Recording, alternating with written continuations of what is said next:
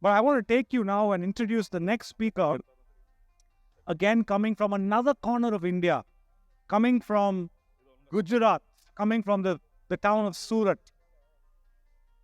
Somebody whose educational qualifications, so many educational qualifications, and he continues to study that we don't have enough alphabets left in the English language to cover it. Let me share with you what all he's done. He's done BCom, he's done CA, he's done CS, he's done MBA Finance, MFC, MCom, MA International Economics, BSc Psychology, PGDM, MPhil, and even as we speak, he's pursuing his PhD. I told you, not enough alphabets for all the degrees that he's done. Yeah, you could give him a good round of applause. He is somebody whose God is using in the city of Surat, in the state of Gujarat. And he was awarded the icon of Surat in the field of education in 2020. He was awarded the Enterprising Indian of the Year by the Economic Times in 2024, 40 under 40, by Times of India in 2022, and the Industry Leader Gujarat in 2024. Interesting part, although he lives in Gujarat, in Surat, he's from Tamil Nadu. He's a practicing chartered accountant, but he's a full-time educationist. And from the field of education, ladies and gentlemen, put your hands together for Mr. Andrew Jaychandran. Andrew Jaychandran, all the way from Surat. You can do better than that.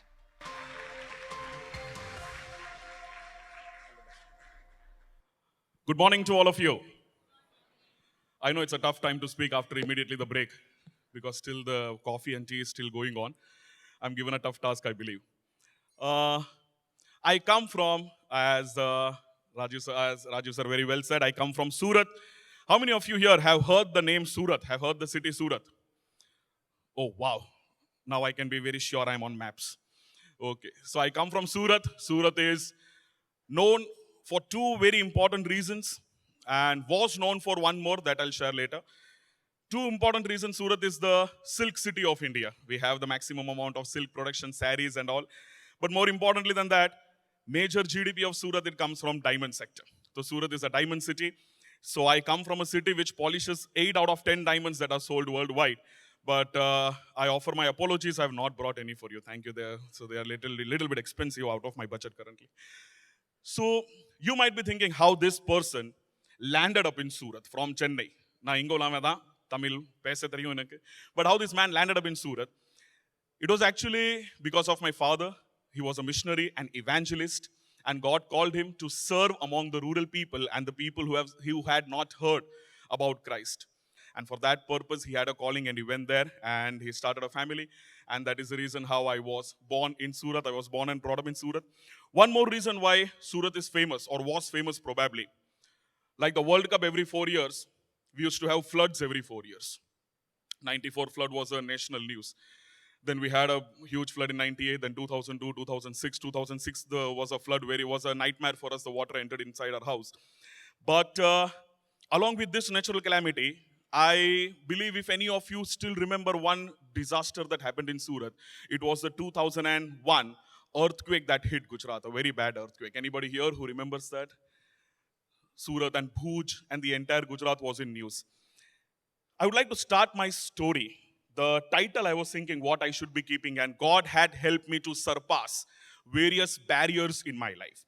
So I would like to speak for some time about surpassing barriers, but starting with a miraculous journey, or else I would not have been here alive today in front of you. So I would like to thank God by starting this experience that we had.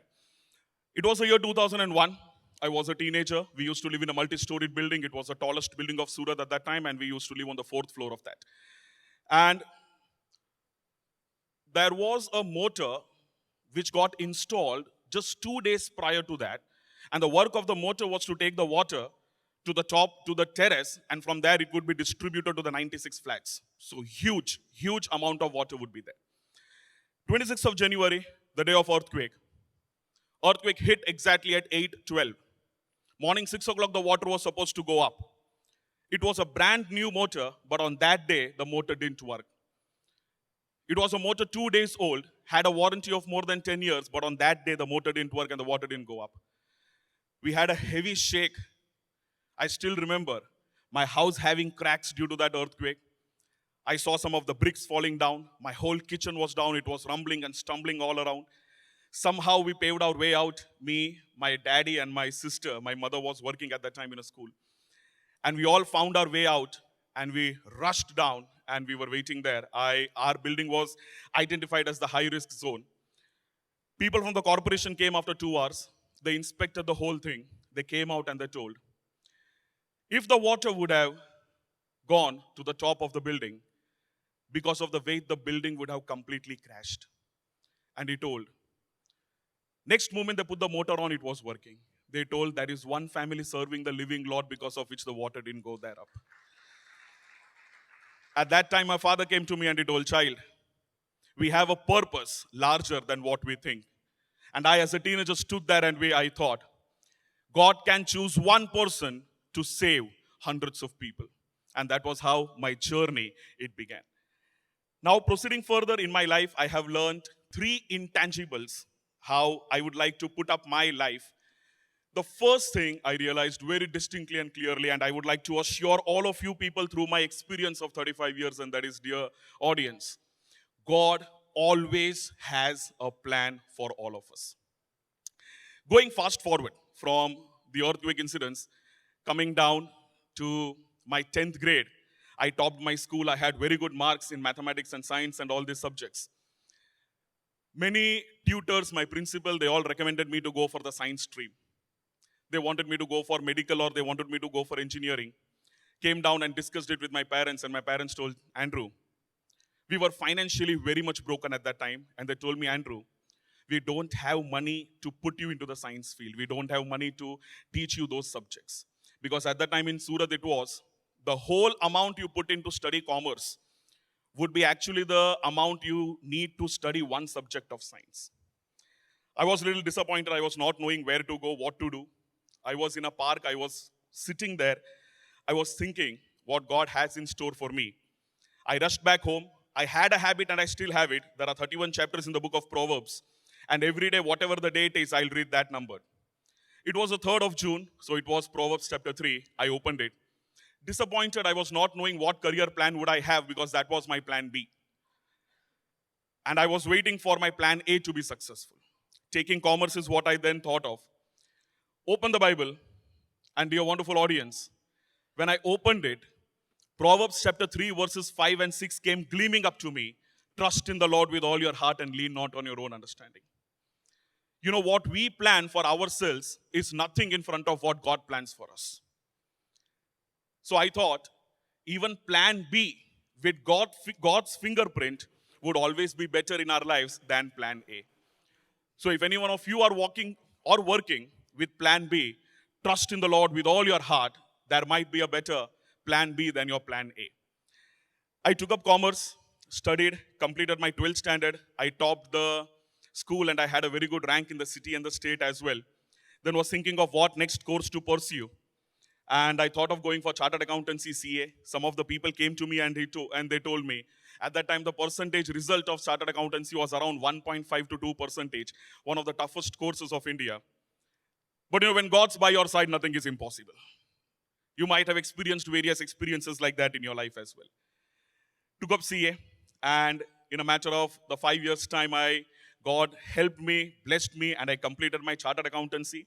And along with that, I was also awarded various awards at the national level on completing of the examination. So this was one part where I clearly understood that God's plan was working in my life. The day I completed my CA, I was very much interested in the subject of finance. I came back home.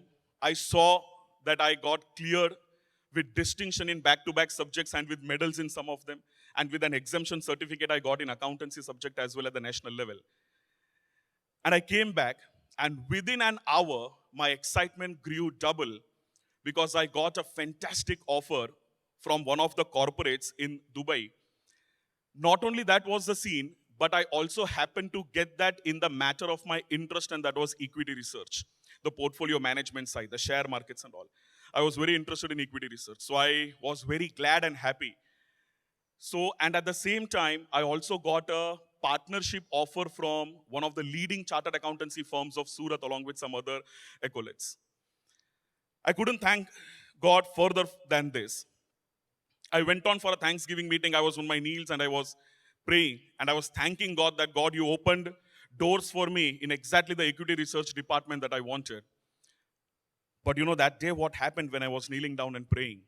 There was a huge turmoil inside my heart.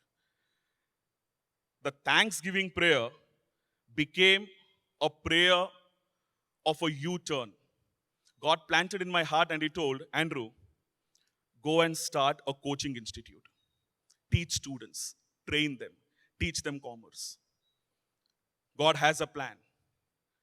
But many times, let me assure you, out of my journey of life, God's plans might sometimes not unfold completely together, it unfolds one at a time.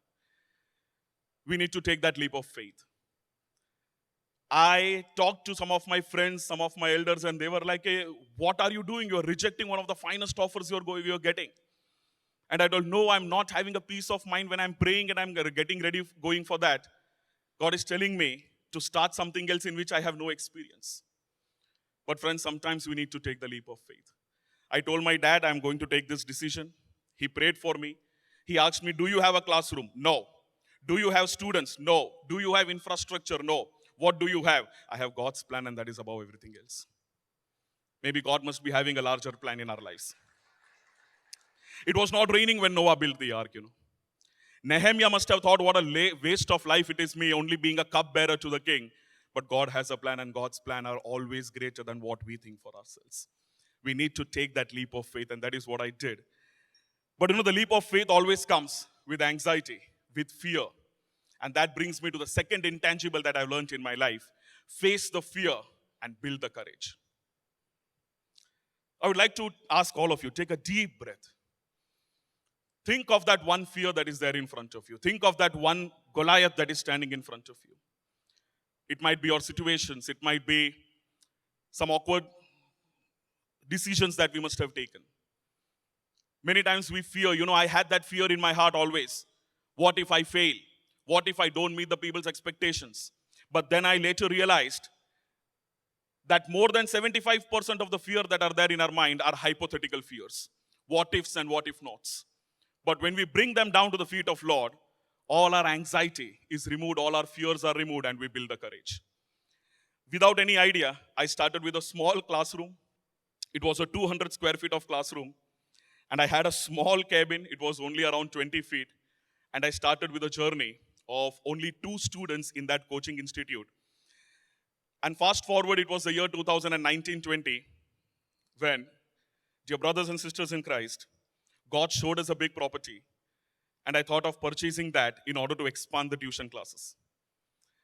Started with 2 students, went up till 20, went up till 50, started touching the people's life and started creating an influence in many people's life. I used to nurture the students of class 11th and 12th, teaching them the moral value, teaching them ethics, many times putting the parables in a way that they would understand. And in that way, fulfilling the responsibility that Christ has given to us to be the light of the world.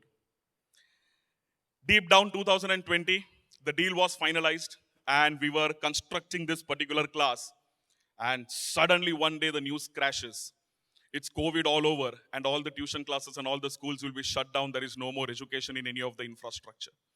Here the work was going on. That day I was in a debt of around 2 crore rupees.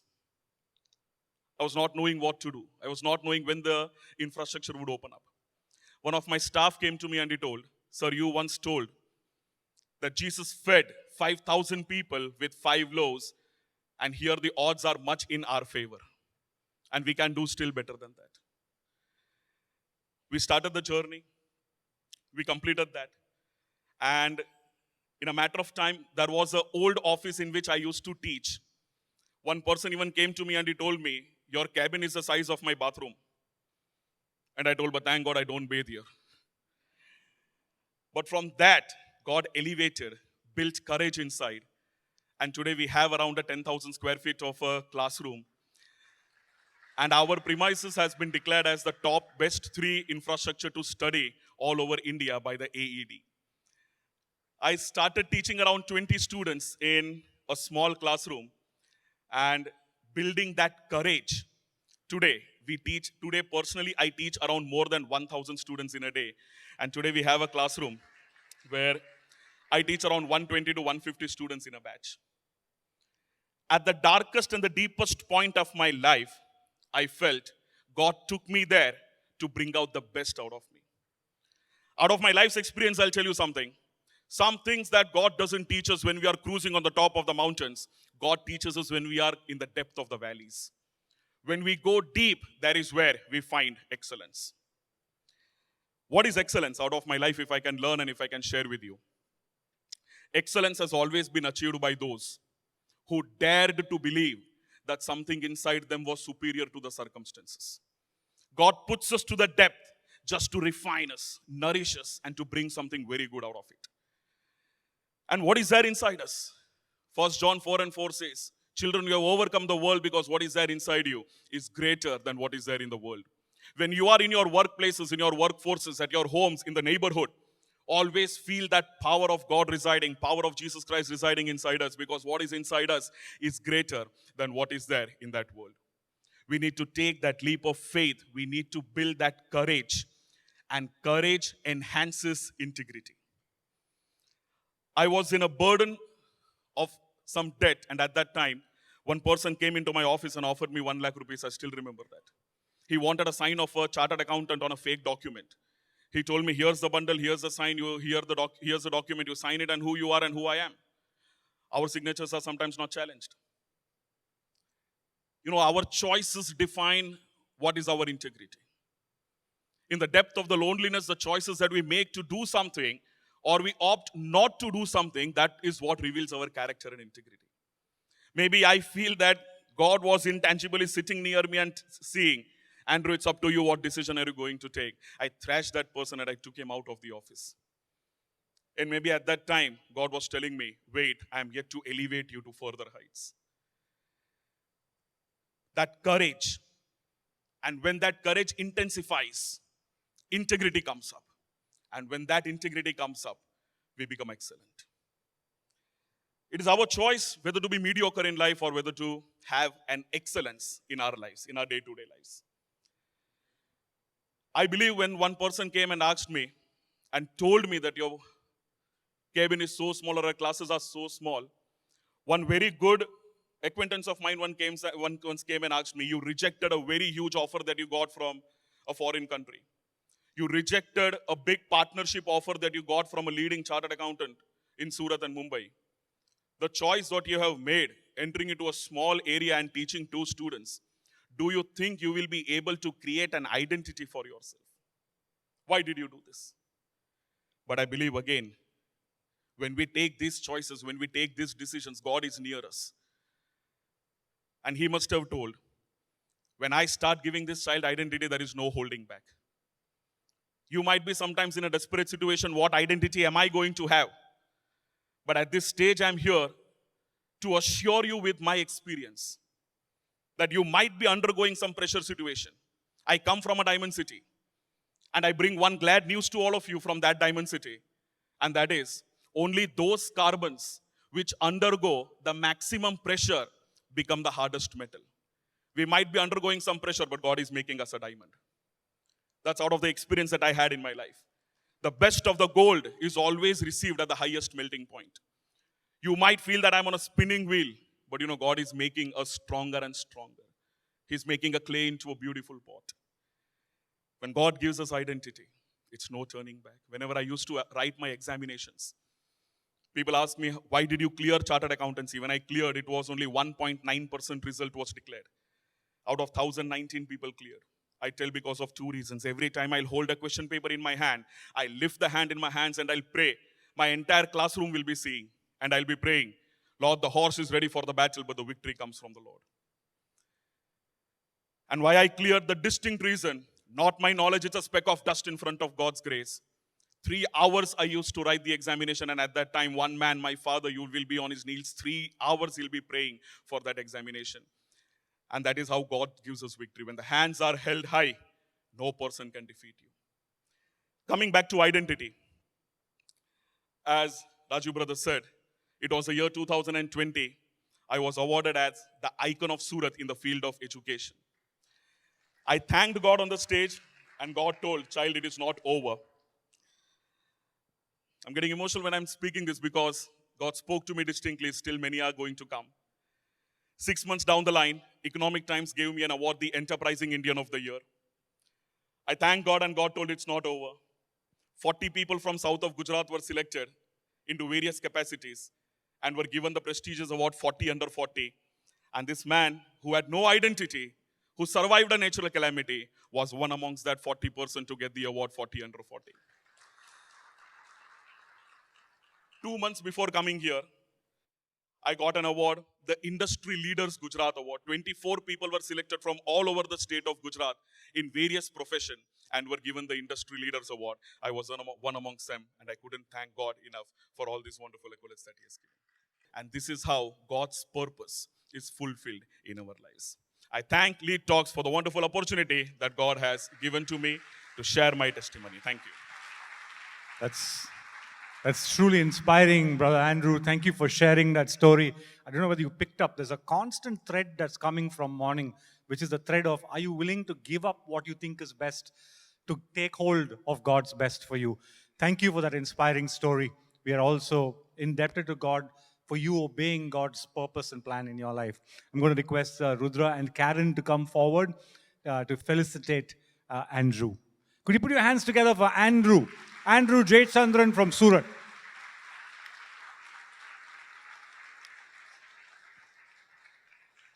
It says there, purpose coach. I love that phrase, purpose coach.